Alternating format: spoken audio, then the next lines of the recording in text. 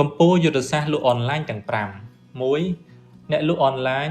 ភាពរហ័សរហួនត្រូវតែមានជាទូទៅអតិថិជនគេមិនចូលចិត្តការទន្ទឹងរង់ចាំទេអតិថិជនចង់បានការយកចិត្តទុកដាក់ភាពរហ័សរហួនពីអ្នកលក់នៅក្នុងការឆ្លើយតបទៅគេពេលដែលគេឆាតសួរពីតម្លៃនៃទំនិញរបស់អ្នកឧទាហរណ៍ថាថ្ងៃណាមួយអតិថិជនគាត់មានអារម្មណ៍រសាប់រសល់គេក៏ឆាតទៅទិញផលិតផលរបស់អ្នកនៅម៉ោង1 ឬម៉ោង 2 យប់នៅក្នុងករណីនេះបើអ្នកតបគេបានលឿនគេនឹងទិញផលិតផលអ្នកភ្លាមតែម្ដងសរុបមកវិញអ្នកលក់ដែលលឿនរហ័សគឺមានប្រៀប 2. ការ review ពេលផលិតផលរបស់អ្នកត្រូវចាំថាអតិថិជនគេតែងតែចង់ដឹងកាន់តែច្បាស់ពីផលិតផលរបស់អ្នកមិនថាគុណភាពមិនថាតម្លៃគេសុទ្ធតែចង់ដឹងឲ្យកាន់តែច្បាស់ដូច្នេះអ្នកគួរតែឧស្សាហ៍ review ផលិតផលរបស់អ្នកតាមរយៈការផុសការ live វីដេអូការផុសអំពីគុណភាពគុណប្រយោជន៍ផលិតផលអ្នកឲ្យបានញឹកញយតាម page របស់អ្នកដើម្បីឲ្យអតិថិជនទទួលបានជ្រាប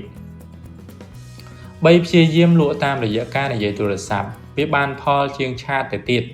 ព្រោះថាការដែលអ្នកតបអតិថិជនតាមឆាតជួនកាលគេទុកទូរស័ព្ទចោលធ្វើឲ្យអារម្មណ៍របស់អតិថិជនលែងចង់ទិញដូចមុនក៏ថាបានដើម្បីជម្រាបប្រាប់គេពីសេវាកម្មនិងផលិតផលរបស់អ្នកតាមឆាតវាអាចប្រើពេលយូរសម្រាប់ប្រាប់អតិថិជន 4. ការរៀបរាប់អត្ថាធិប្បាយប្រាប់អតិថិជនបានក្បោះក្បាយមានន័យថាអ្នកពូកែរៀបរាប់ប្រាប់ទៅអតិថិជនពីផលិតផលរបស់អ្នក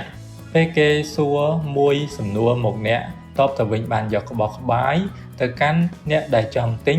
ចាប់អារម្មណ៍ប្រាប់ពីគុណប្រយោជន៍គុណតម្លៃដែលធ្វើឲ្យអតិថិជនពេញចិត្តជាមួយនឹងអ្នកនេះសបញ្ជាក់ថាអ្នកយកចិត្តទុកដាក់ជាមួយអតិថិជនព្យាយាមពន្យល់គេឲ្យបានដឹងកាន់តែច្បាស់អំពីផលិតផលរបស់អ្នក 5. ការសួរដើម្បីដឹងច្បាស់ពីគោលបំណងរបស់គេនៅពេលដែលជជែកគ្នាពីគុណតម្លៃឬអំពីផលិតផលរបស់អ្នករួចទៅកាន់អតិថិជនមានន័យថានៅពេលដែលយើងជជែកគ្នាបានមួយរយៈមកដើម្បីសរុបសេចក្តីអ្នកអាចសួរគេបានថាលោកអតិថិជននឹងទិញផលិតផលរបស់ខ្ញុំទេចង់ឲ្យផ្ញើទៅពេលណានៅកន្លែងធ្វើការឬនៅផ្ទះនឹងចាយជាលុយសុទ្ធឬតាមគណនីការលក់បែបនេះការចង់ដឹងថាអតិថិជនទិញឬមិនទិញផលិតផលរបស់អ្នកឲ្យកាន់តែច្បាស់បន្ថែមទៀត